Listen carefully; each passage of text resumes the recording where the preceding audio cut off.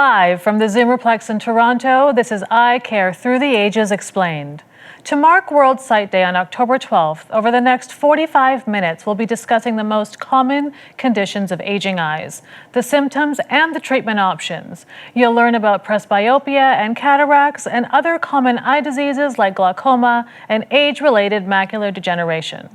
Our guest for today's discussion is Dr. Amandeep Rai, an ophthalmologist at the University of Toronto, an eye surgeon at the Kensington Eye Institute, the University of Health Network, and Trillium Health Partners, as well as an Alcon consultant. Welcome, Dr. Rai. Thank you, Natasha, for having me. Thank you for joining us today. So I'm going to start with a commonly asked question. Are there actual eye conditions that are naturally a part of aging? Absolutely. So, there are many age-related conditions, but a natural aging process would be something like presbyopia. We all have a natural lens in our eyes, and when we're young, it has an amazing ability to accommodate. Accommodation refers to the fact that it can change shape and allow us to see far and near easily. And as we age, we lose that ability to accommodate. Some folks will say that the muscle's getting weak, and so that's pretty normal. And children have a robust ability to accommodate. Teenagers are still pretty robust. People in their 20s have a slightly reduced ability to accommodate. But as we get into our 40s and 50s, it becomes increasingly difficult, and this manifests as difficulty with near vision. And so let's dig into that a little bit. What causes presbyopia to occur? It is a normal aging condition. So there's the lens in our eye, and when we're young, it has multiple diopters of amplitude for accommodation, and we lose that. And so in our 20s and 30s, we still have enough accommodation that we can see up close, but the muscle or the lens is just getting stiffer, and it loses its ability to change shape as fast or as readily. And that lens change therefore inhibits our ability to see near. So for someone who is aging and may start to notice some changes, what are some of the first signs that my sight might be failing in the matter that you're discussing right now? Sure. So with presbyopia, we've all seen this. So, you'll be at a restaurant and someone's holding their menu at arm's length, and that's because they can't see near, and they're trying to hold it as far away as they can, and your arm is only so long. Another scenario would be someone who's struggling to read their cell phone. They may enlarge the font size on their cell phone. And again, you can only enlarge the font size so much. And eventually, everyone succumbs to Father Time, and you need some reading glasses. Father Time, I'm quite scared of Father Time. Is there anything that I can do to prevent presbyopia specifically? If there was, you and I would both be very rich. So it'd be a great idea if you could come up with something. Currently, there's nothing available that can slow down presbyopia. It is a natural aging change, like gray hairs and wrinkles. It'll happen to all of us. It happens in the 40s at some point. Some people in their early 40s, others in their late 40s, but this is something that is just inevitable at this time. And so you've mentioned sort of a natural decline in sight. So at what age is it normal to start experiencing this? The average age is somewhere around 44 or 45, but depending on someone's natural glasses prescription, some may experience it even in their late 30s or early 40s, and others may be able to push it off until their 50s. But the average age for someone needing their first pair of readers is maybe 45. And is presbyopia hereditary? So is it like if my parents have it, is there more of a chance I'll get it? Well, if your parents had it, you're going to have it, but that's true of every family, right? So it's part of the human condition. So it's not really hereditary because it runs in every family, right. But it is just something that's part of the human condition. So everybody will eventually experience symptoms of presbyopia. And what can I do if I am diagnosed with this? Is this something that I would speak to my family physician about, or like what should I do? Yeah, if it's something you get diagnosed with, nothing to be alarmed about. You see your optometrist, and there's various options such as reading glasses or contact lenses that can help address the symptoms of presbyopia. And another condition that we associate with older people is cataracts. And it's something that I've heard the term, and I've heard people having cataracts, but what exactly are they? Great question, and this is something I deal with every day. A cataract has to do with that same lens in the eye. So, when you're in your 40s, the lens loses its ability to accommodate, but you're still seeing clearly. You may just need some glasses. Eventually, there's a breakdown in that lens, and there's opacities, so that when light is coming in, it's being scattered, and you're not seeing as well as you used to. And so essentially, what I tell patients sometimes is you used to have a clean or clear lens in your eye, and now you have a dirty lens in your eye. And that light scatter can be quite bothersome to patients, and that's really what a cataract is. It's a breakdown of the clarity of that lens. And I do want to clarify for our audience who's watching, so when you're talking about lens, it's the lens that's naturally in your eye, and is this something that I can see? Can I see the lens that's in my eye? No, great question. So when we refer to lens, we're referring to the crystalline lens inside the eye. This is not like a contact lens that you take in and out. This is always in your eye. It's been there from birth. And you can't see someone else's lens in their eye. It's in the middle of the eye. And just going back to cataracts, and even I guess presbyopia is, like, how common is it in the population? Is it something that everybody is going to get? Cataract is very common in the population. Most people in their lifetime, if they live long enough, will likely undergo cataract surgery. Okay. Although typically, we start to see patients in their 50s, and we start to see more and more patients in their 60s and 70s and 80s with cataract. But it is very common. For example, in Canada, in a country of 40 million people, maybe 3 to 4 million people have cataract at any given time, and maybe 250,000 are undergoing cataract surgery in a given year. So not an uncommon diagnosis. And then same question with presbyopia. Is that something that everyone's going to get? Yeah, eventually, Okay. Eventually everyone does experience the symptoms to varying degrees, and they address it in different ways. But it is, it's not something we can evade. And so, for myself, as I am, Father Time is hanging out with me a little bit. So how would I know if I have cataracts? What are some of the signs that I should be looking for? Sure. So with cataract, one of the earliest or most common symptoms that patients have is difficulty at nighttime, particularly with night driving. So the quality of their night driving is, they're afraid, they're not seeing street signs, they're bothered by oncoming headlights. We all are to some degree. Our vision is never the same at night as it is during the day, but patients with cataract are more symptomatic with night driving, for example. Or patients are having difficulty with their activity. So, for example, tracking a golf ball. Other patients may say, I'm not seeing as well as I used to. They might go to their optometrist looking for an update in their glasses prescription, and that's when their optometrist may diagnose them with cataract, actually, and tell them that an update in their glasses may not solve their problems, but in fact they need surgery to address the cataract. And does a cataract diagnosis have to come from your ophthalmologist, or is it something that a family doctor can diagnose and then send you somewhere? Yeah, absolutely. So a family doctor can diagnose a cataract, but not every family doctor's office is equipped with a slit lamp, for example, that would be necessary to look inside the eye. So the majority of people being diagnosed with cataract are usually at their optometrist office, or if they have an ophthalmologist that they see regularly, at their office. But it would usually be one of your eye doctors who diagnose that. And what are my treatment options? So you mentioned surgery. Are there other treatment options for cataracts? At this time, no. The surgery is the only and definitive option. Not every cataract needs immediate surgery. So in some cases, patients may have mild cataracts that are not symptomatic or not bothersome enough to the patient, so we observe. But there's no treatment for those patients, right? It's not like there's a pair of glasses or drops that can fix that problem. When a cataract is visually significant, then at that point, surgery is the only solution. There have been studies looking into medications that can potentially slow down or reverse the development of cataract, but those have not been clinically successful to date. But, we never know what's going to happen in the future. And what happens to a cataract if it's left untreated? So cataract is actually the leading cause of blindness in the world. And so a cataract that is left untreated will eventually result in vision loss to the level of legally blind. And so in Canada, it's rare that someone becomes legally blind from cataract because we have such great access to surgery. But in the developing world, for example, it is actually the #1 cause of blindness, and which is kind of sad because it's a reversible condition. Right. And how fast can they grow? Variable. So some patients will have cataracts that they've been diagnosed with for 10 years and they've been slowly progressing. whereas other patients over a matter of weeks or months progress quite rapidly. And so it is very dependent on the patient, and that's where the patient's symptoms come into the decision-making process. If they feel that their vision's been going downhill quickly, then we do proceed to surgery sooner. Whereas if they say, you know what, it is getting worse, but I'm kind of okay, and I'm living with this, we can observe it.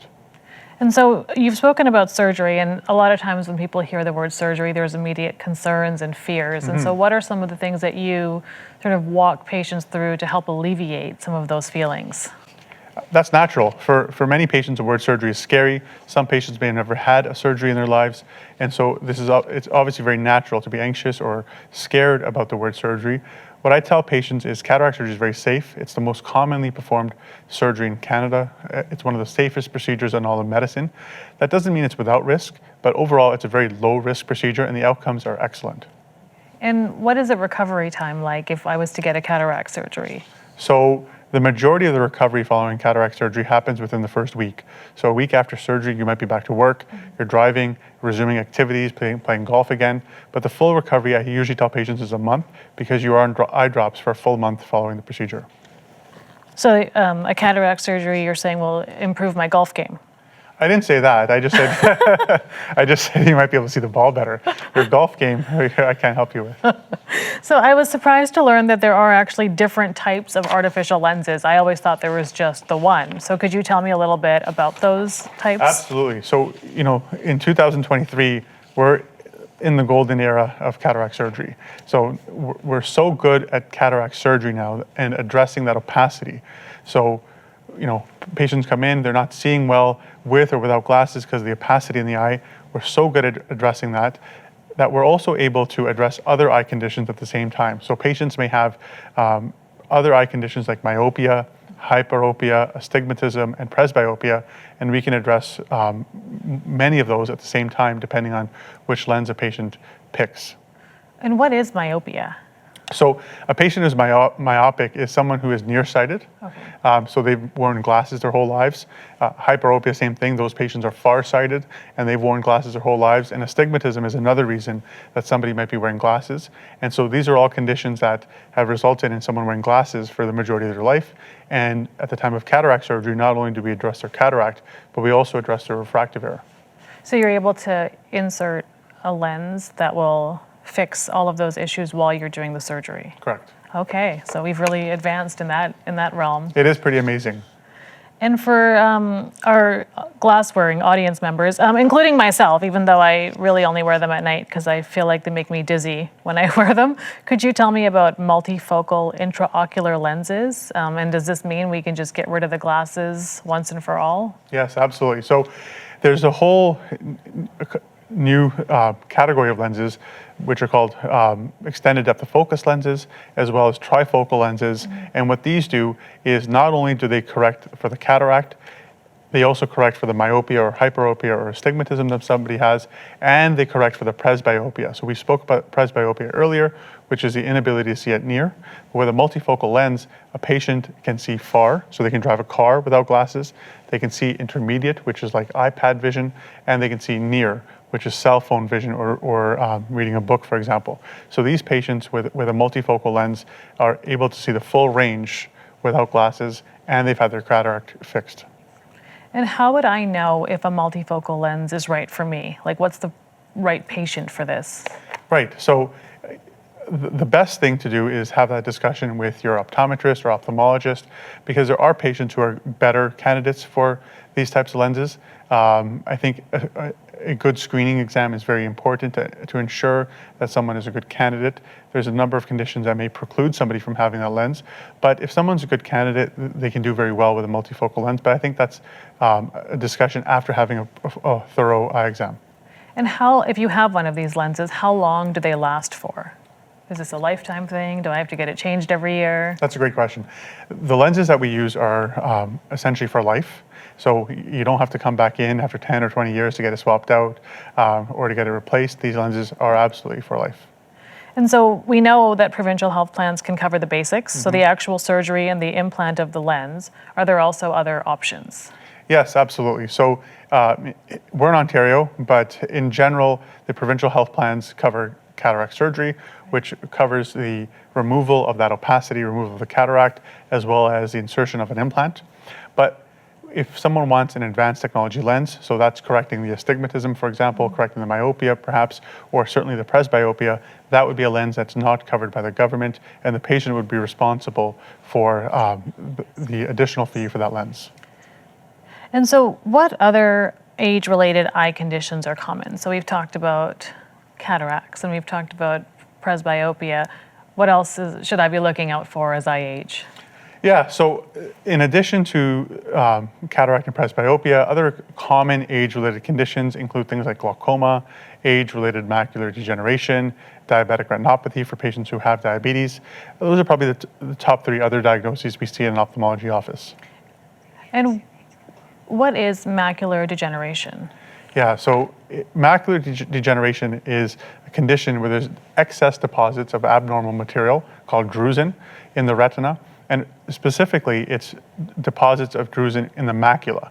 So the macula is the part of the retina that's responsible for your fine central vision. So when you're looking at somebody, you're placing that person on your macula, and that gives you that fine central vision, whereas the peripheral retina takes care of the surroundings. So the macula is a very important structure, and there's deposits of material there which are abnormal. And I want to dig into the age-related eye conditions a little bit more. Like, are there certain lifestyle things that we might be doing that are going to contribute to more of these issues as we age? For example, wearing a lot of eye makeup or eyelash extensions. Like, are these things that will make me more of a candidate for age-related eye conditions, or is there anything we should be not doing to try and help ourselves as we age? That's a great question. So with respect to eye makeup or eyelash extensions, generally they're fairly benign. Occasionally we'll see somebody who's getting eyelash extensions and they accidentally got glue in their eyes, right. And that can be a short-term issue. That can be very painful, but there's no long-term sequelae from that. For someone with makeup, for example, occasionally there can be allergies, but with respect to long-term age-related conditions, not really. With respect to lifestyle issues for other conditions, things like smoking can be particularly bad. So for things like macular degeneration, cataract, glaucoma, smoking is a risk factor. And in general, maintaining a healthy lifestyle. So, lots of green vegetables, fish, these types of things can be very good, especially for preventing things like macular degeneration. And what are the first signs and symptoms of macular degeneration? So with macular degeneration, because the deposits of material are in the macula, patients notice distortion of their central vision. And so, for example, they may see a straight line like a door to be a little bit wavy, or the floor may be a little bit wavy or curved. And they know that's not true, but they're perceiving the image to be wavy. And we call this metamorphopsia. And so that's one of the earliest symptoms. Later on, as macular degeneration progresses, they can lose their central vision. So, when you go to the eye doctor and you're reading 20/20, they may not be able to achieve that line. They may be 20/40, 20/60, or worse. And so they're not seeing as sharply as they once were. And this can progress with the passage of time. Okay. Glaucoma can be another common eye condition. So again, same question. What are some of the signs and symptoms of glaucoma? So with typical glaucoma, chronic open-angle glaucoma, for example, the problem is there are no symptoms. And so it's sometimes referred to as the silent thief of sight, and patients have no idea that they have it. Glaucoma, in contrast to macular degeneration, is a condition that affects your peripheral vision. And so a patient is not noticing that. If something affects your central vision, like cataract or macular degeneration, you notice it right away. But with peripheral vision loss, you're asymptomatic, and you may be losing vision over time without even knowing it. And so it's very difficult for a patient to detect they have that, because it only affects central vision late in the course of the disease.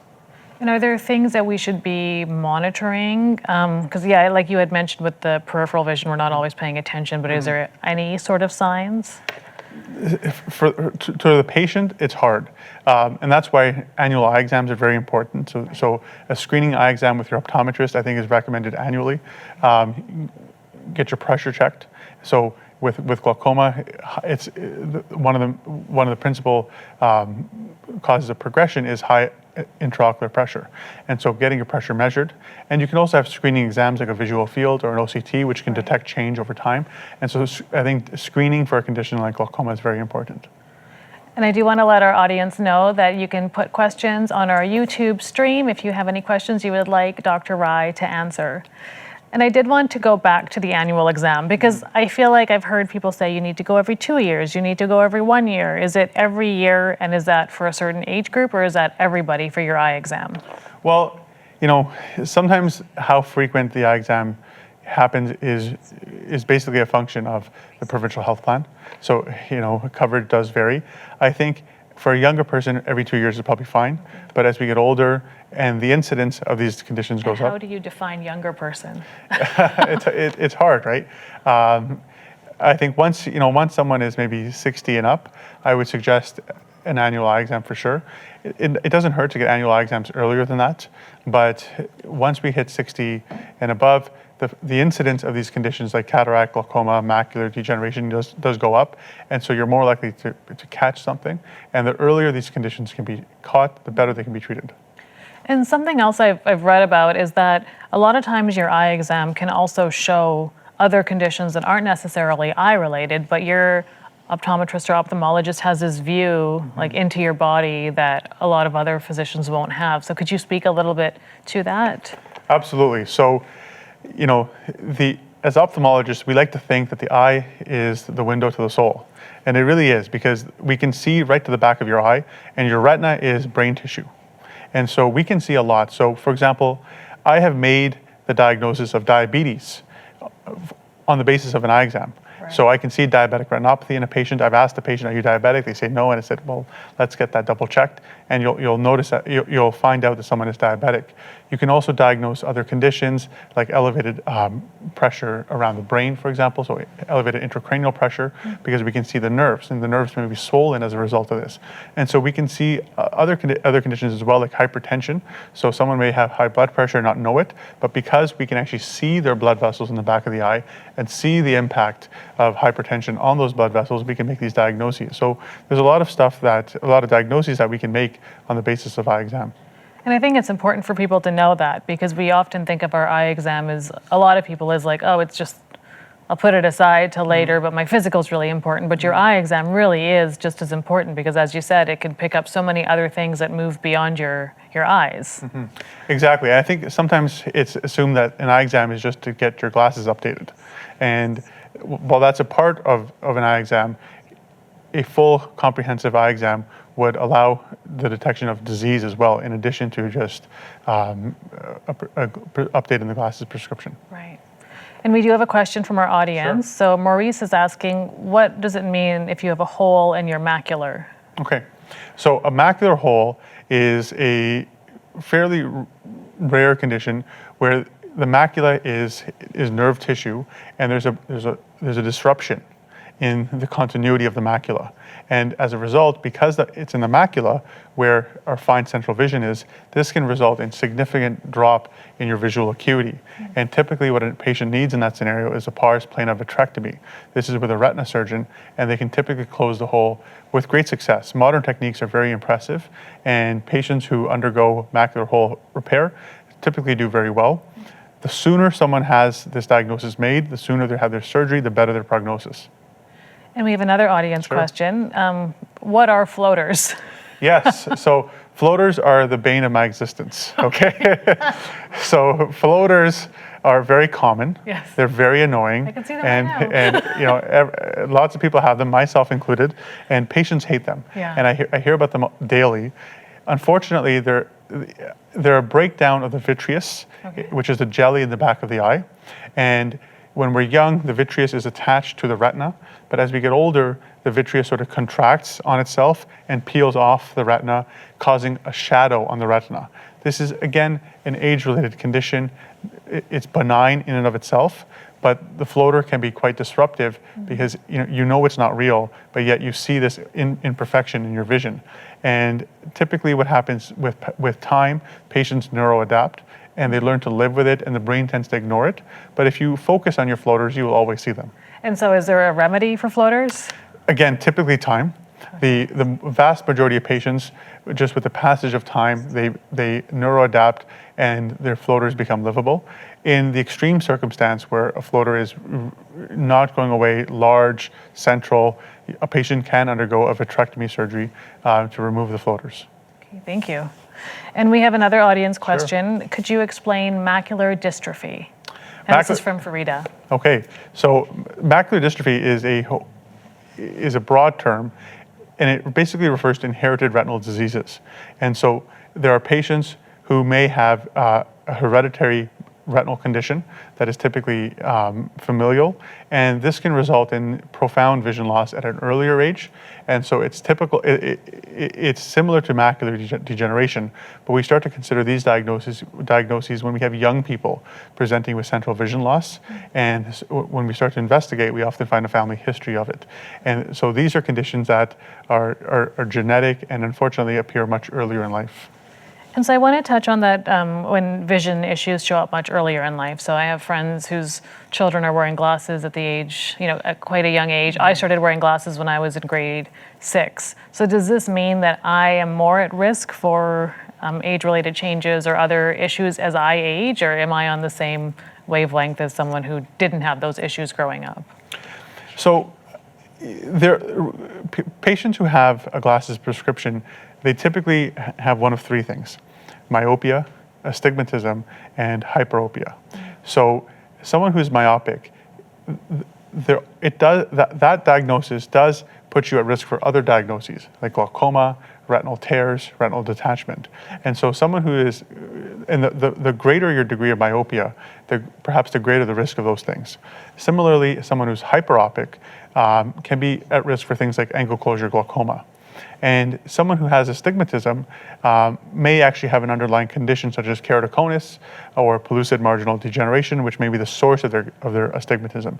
And so again, these are conditions that need to be treated. So these patients who have glasses prescription, which are very common in the population, right? Many people wear glasses, so I don't want to cause alarm, but it can slightly elevate your risk for some of these chronic conditions.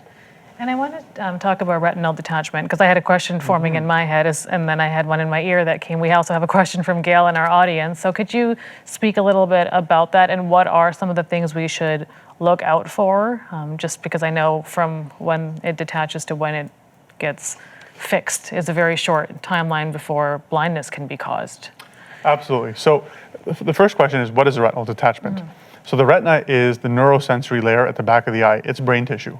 And so the way the eye functions is between the cornea and the lens and any glasses or contacts you might wear. The purpose is to focus light at the back of the eye onto the retina, onto the macula. And then the macula takes that light and converts it to a signal that is then interpreted by the brain. And so the retina is obviously a very important tissue. It's kind of like the film in a camera. In a retinal detachment, what happens is there's typically a retinal tear, and then fluid gets under the tear and lifts the retina off. It's like the wallpaper coming off the wall. And as a result, patients are not seeing well. At the very beginnings of a retinal detachment, someone may notice that there's a curtain defect in their peripheral vision, or even earlier than that, they may just notice that they have some flashing lights or floaters. But once they get that curtain defect, that's a sign of an early retinal detachment. So what do you mean by curtain defect? It's as if there's you're just not seeing well in this area. Like someone's pulled the curtain down, and I can see the bottom half of your face, but I can't see the top half. Or I'm not seeing on this side of my world. And there's just a dark spot. And slowly, with time, it may get bigger. It's not something that comes and goes. It's not here now and gone tomorrow. It is permanently there and maybe getting bigger with time. And so that would be very concerning for a retinal detachment if it's a fixed defect in your peripheral vision, maybe getting worse. The earlier you get this caught, the earlier you get this treated, the better the long-term outcomes. And we have a question from Greg in our audience, and I have this question as well. Is there a fix for dry eyes? So dry eye is the other bane of my existence. Okay. How many are there? 2. Okay. So, just like floaters, dry eye is something very frustrating for patients. And these are both chronic conditions for which we don't really have cure, but we have to manage with, and so there's treatments. So For someone with dry eye, treatment may range from something like warm compresses to artificial tears. And then for patients where that doesn't work, we may go to medicated eye drops or special contact lenses. Okay. And I have another audience question from Constance. And I'm going to have to ask for posterior I can't even say the word, but I feel like capsulotomy. Oh, okay. If you could tell us a little bit about that, how common it is. Yes, absolutely. So what she's referring to is a YAG capsulotomy for posterior capsular pacification. And I'll need you to define that as well. I will. So when we do cataract surgery, what we do is we take the cataract out. So it's a dirty lens. We remove it from the eye. The cataract itself originally was sitting inside an envelope, a capsule. And when we do cataract surgery, we do our absolute best to keep that capsule intact because we need a place to put the new lens, and there's no better place to put the new lens than where the existing lens was. So we remove the cataract and we implant the new lens into the capsule. But because we were using the capsule from the original lens, there are cells left behind from the cataract.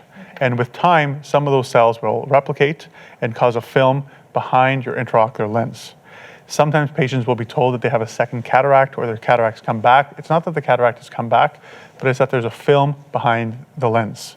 And so this is something we, as cataract surgeons, we readily accept. We know that this will happen, but there's still no better place to put the new lens than where the original lens was. And if a patient does develop posterior capsular pacification, we have a very easy solution, which is an in-office laser, which takes maybe a minute or two per eye and can restore vision immediately. Oh, that sounds great. Yeah. We also have a question about cataracts from Dana, who's asking, if I have a diagnosis for cataracts, why wait for surgery? Why not do it right at diagnosis? That's a great question. So, again, it depends on the patient, their risk tolerance, their symptoms. Not every cataract needs to be treated immediately, but when someone has an early cataract, some patients may not be particularly bothered by it. They just want to know why they're not seeing as well, but as soon as they have that diagnosis, they're happy to know what their issue is, but they're not so keen on pursuing surgery. There are risks to surgery as well.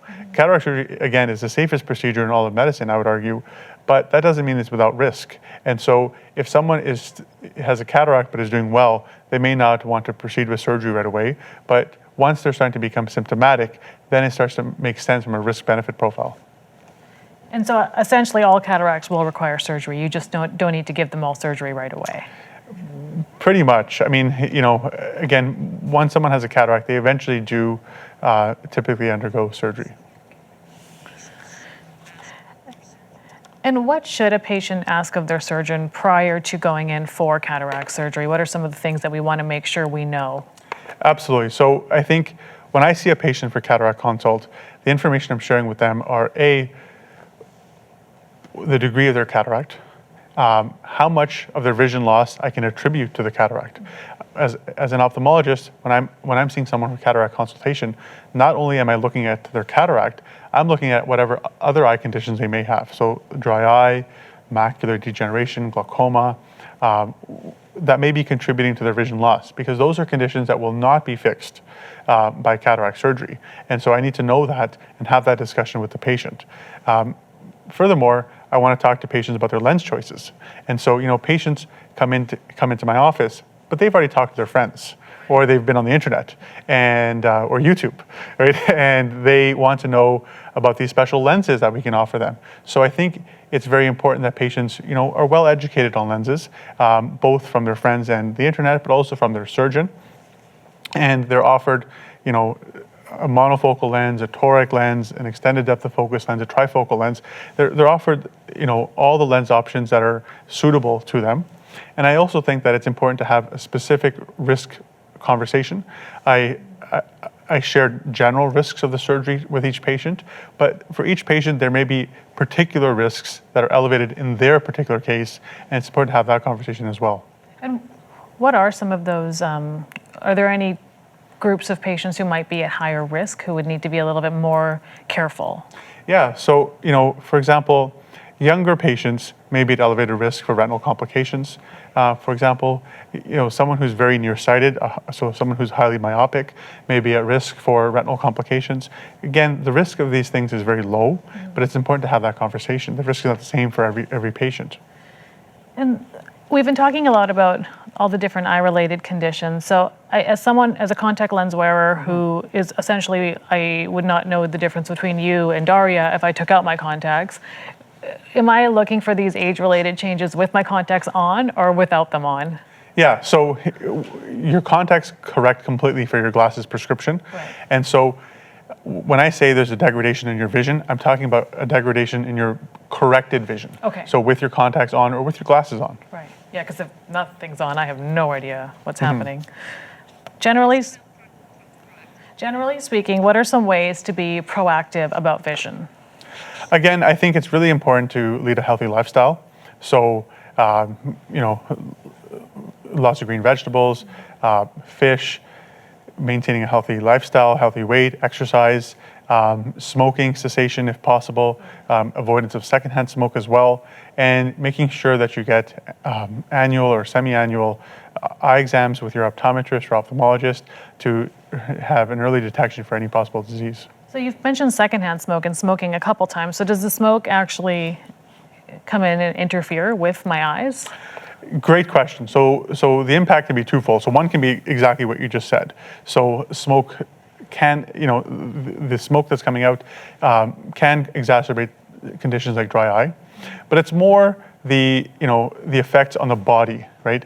And so, for example, patients who smoke develop conditions like hypertension. And similarly, any sort of vascular disease of the eye can also be exacerbated by smoking. So hypertensive retinopathy, macular degeneration, diabetic retinopathy, these can all be exacerbated by smoke. So it's not necessarily the smoke itself, but the chemicals you're inhaling. Right, and that makes sense. So going back to glaucoma, who is most at risk for glaucoma? I would say that in the population, the patients who are most at risk are probably those who have a family history. Okay. But that's not to say that only patients with a family history can develop glaucoma. Many patients who we diagnose with glaucoma don't have a family history. And so it's not exclusive to those with a family history. There are conditions that patients may have, such as pseudoexfoliation or hyperopia or high myopia, that may put someone at risk. But family history is probably the most common, easily identifiable risk factor. And I want to go back to being proactive about vision. It's really a specific question. You did not mention carrots, because all my life I've been told that if I eat carrots, it'll improve my vision. And you said leafy greens. Yeah, no, carrots are great for vision as well. Absolutely. The leafy greens are very good as well, as are fatty fishes. And what should I be discussing with my eye doctor in terms of what I should be doing at my age to watch out for these age-related changes to my eyes? I think at your age, you're unlikely to have any of these diagnoses. But what's important is just to get screened, because at a population level, somebody will develop glaucoma early. Mm-hmm. Somebody will develop cataract early. Somebody will develop diabetic retinopathy. And so, it's unlikely at a younger age, but just to have a relationship with an optometrist or an ophthalmologist who can then diagnose change over time is helpful.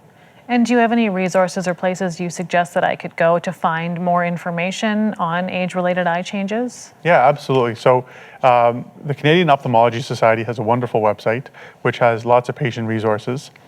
There's a great website called seethefullpicture.ca, which patients can access and has wonderful vetted resources.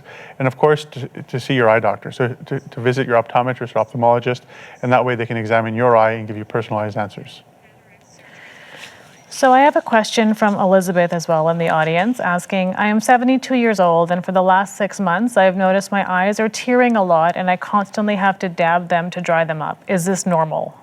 So again, difficult to answer specifically without an examination, but there are eye conditions with age where tearing or epiphora can be explained, and essentially what happens is we produce tears, and the normal passage of tears is through a little opening in the eyelid and into the nose and the back of the throat. That's why if you ever take eye drops, you can actually taste your eye drops, because there is a tube that's connecting the corner of your eyelid to the back of your throat. If that flow is disrupted anywhere along the way, you have a basic plumbing problem. and tears will start to back up and may run down your face, and you may find yourself constantly dabbing. In that situation, you need to see an oculoplastic surgeon who can actually fix that for you. Okay. So we've talked about a lot of the professions in the eye world. So when would I see an optometrist versus an ophthalmologist versus an oculoplastic surgeon, as you just mentioned? Yes. Again, practice patterns vary across the country. I think for most people, their first access point is their optometrist. Many patients have a long-term relationship with an optometrist. Many patients have glasses or contacts that they've seen their optometrist for many years. And that's usually the foundation of eye care. At some point, if the optometrist notices a condition like cataract or glaucoma or macular degeneration or tearing, which requires an oculoplastic surgeon, they will then make the appropriate referral on to an ophthalmologist or an oculoplastic surgeon or a retinal surgeon for what may be needed. And so if you were to recommend one change, one step that people could take today to be proactive about their eye health at any age, what would it be? I think, just make sure you get a screening exam every year or two. That is invaluable. And a lot of stuff can be diagnosed early and treated well. Late diagnoses are always sad to see because patients often have conditions that could have been caught earlier, treated better, and vision could have been saved. Thank you. So I think that's all I have for my questions, and it sounds like our audience questions have all wrapped up. So I want to thank you so much for spending time with me today. There's a lot that I learned in terms of eye-related changes that I need to look out for and how to be proactive. I'll eat more carrots and more spinach. So thank you, Dr. Rai, and you can check out other programs in our series simply by visiting everythingexplained.ca. Thank you. Thank you. Thank you.